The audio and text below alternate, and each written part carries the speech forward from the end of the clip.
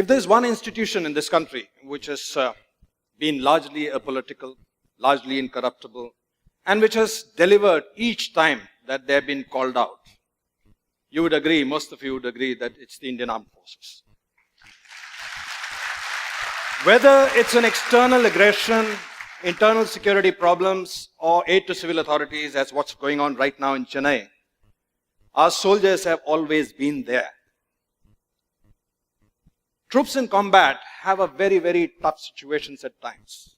Just so you know that when we have to attack a post of a section held by a section of 10 men, the ratio of attackers to defenders is 1:4, which means to attack a section, you have to launch an attack with a platoon of 40 people.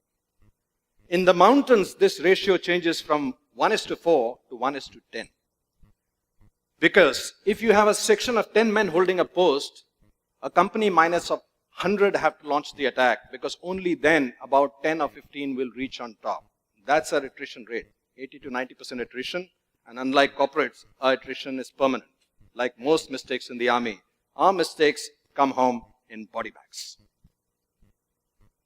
So when these 100 men are lined up and they're looking to the right and their left, they know that out of the 100 here who begin the assault, only a handful will see the end of that day.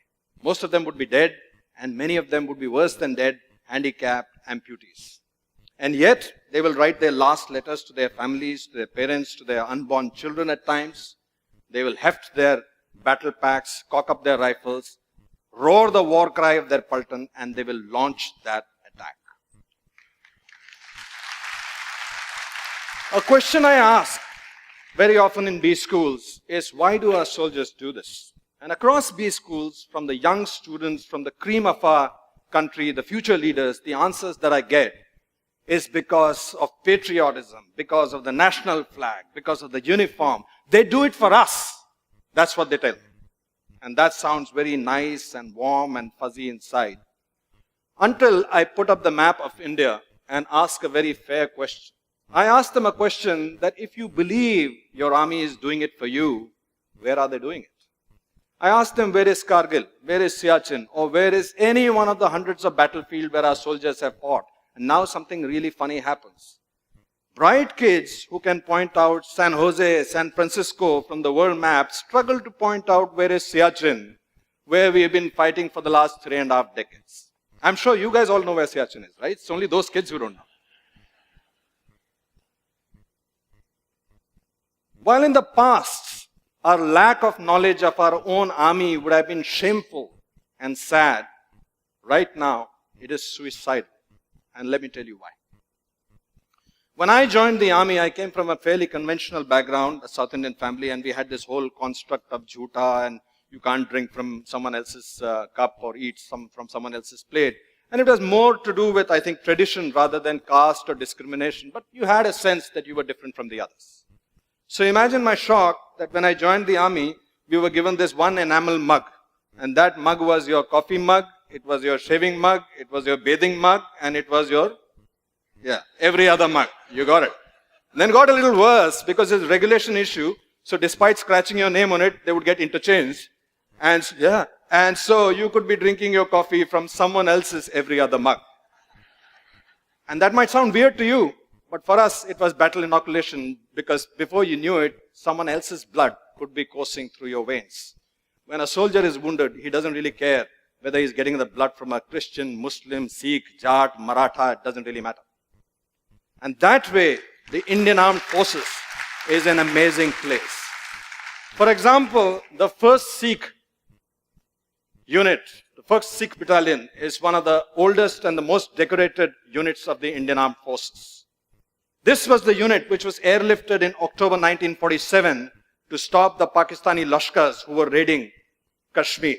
And this was the unit which halted them at Srinagar. And it's thanks to this unit's gallant action that Kashmir is on the map of India. This unit of the finest Khalsa warriors is led by a Muslim commanding officer. And he leads them not only in battle, not only in exercises, he leads them in the Gurbani every day in the Gurdwara. Or take the case of Trija. In 1965 operations, they were tasked for one of the most difficult tasks, which was the capture of a location called Dogra. And that battle has gone down in the annals of Indian history as one of the most tough battles ever fought, because it was street to street, room to room, hand to hand. But Dogra was so pivotal for that operation that when their Anglo-Indian commanding officer, Lieutenant Colonel Desmond Hayes, spoke to his men and explained to them the importance of that particular objective, he told them that we have to be in Dogra by nightfall, dead or alive. And after giving them the briefing, he asked his Jat troops in his clipped Haryanvi, "Susre, aaj raat ko 3 Jat kahan hogi?" And the troops shouted back, "Dogra, Dogra." He wanted to make sure that the troops understood that the mission was larger than the leader. And then he asked them, "Oh Susre, agar Shio Saab ne goli lagi, to phir kya karoge?" And without batting an eyelid, the senior Jesho shouted back, "Saab ji, agar Shio ne goli lagi, to kandhe pe taan ke le jayenge, lekin rukenge Dogre jaake." And that night, in that operation, 3 Jat, consisting of Jat troops under an Anglo-Indian commanding officer, took back Dogra not once but twice, winning 3 Mahavir Chakra, 4 Veer Chakras and 7 Sena medals in one single operation. Our soldiers don't fight. They don't care about the name on their chests, which is their own name. They care about the name on their shoulder, which is their Paltan's name. Once they join the unit, if they join a Gurkha unit, they become a Gurkha. If they join a Maratha unit, they become a Maratha. They become a band of brothers. They really don't care about caste, creed, gotras, religions and all of that stuff. And I think, my sense is, it's not just the army that feels that way. Some of you may remember in 1992, in Parvanu, in the timber trail, there was this cable car which broke. And it was dangling by a cable. And there were many souls who were trapped inside it, and they were going to plunge to certain death. There's a beautiful story of a Hindu woman who was trapped inside, and she was praying to her gods to save her. And before a little while, they heard the thud of a chopper coming, the thud, thud, thud of a hepter coming in. And that hepter was being flown by squadron leader Pali Major, who went on to become the air chief of the Indian Air Force. And from that hepter, the para-commando, first para-commando unit, a legendary para-commando, Captain Ivan Krasto, slithered down and entered into the cable car and saved the lives of the people inside. Now here's something really funny. This woman was reaching out to her Hindu gods, but it was a Christian para-commando who came down, flown by a Parsi major, by a Parsi pilot.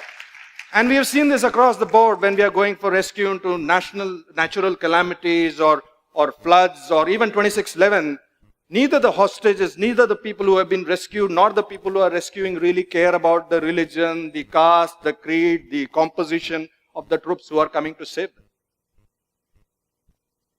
I don't know how many of you know this, that in our armed forces, we don't have any mandir, masjid, gurdwara. We have what is called a Sarva Dharm Sthal, in which all the religions are prayed together. And a Maulvi will do a Pandit's job, Pandit will stand in for a Granthi. Somehow the gods don't seem to care either. But when this soldier comes back home, he gets a different world. He gets a completely different world. There his leaders, his political leaders, his religious leaders, his friends, his relatives tell him a different story. They tell him that that caste is stealing away jobs. This caste is taking away reservations. That person is different from you because he eats a different kind of meat. They tell him that you have to be our caste first and an Indian later. Ladies and gentlemen, soldiers don't fight with weapons. They fight on a moral high ground. Soldiers don't go into war because they hate the enemy in the front. They go to war because they love their countrymen in the back.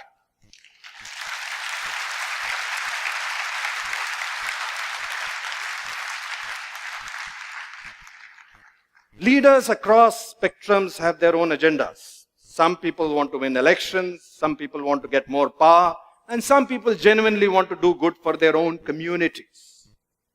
But we, as citizens, have to realize one thing. That even as I'm speaking to you right now, standing over here, from Kanyakumari to Kargil, there are soldiers who are deployed in every kind of situation. Right now, as I speak to you, there is a captain out there in Siachen Glacier who is already battling three fronts. He's got a front of a very determined enemy. He's got a front of a very horrible weather which claims lives almost on a daily basis. And he's battling the front of the nonsense going on in Delhi with Jantar Mantar, with veterans fighting the government, government fighting the veterans. I beg of you, let's not open a fourth front for him.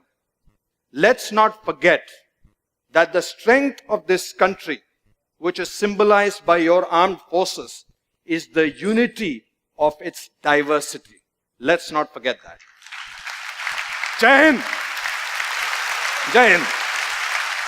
Thank you. Thank you. Thank you.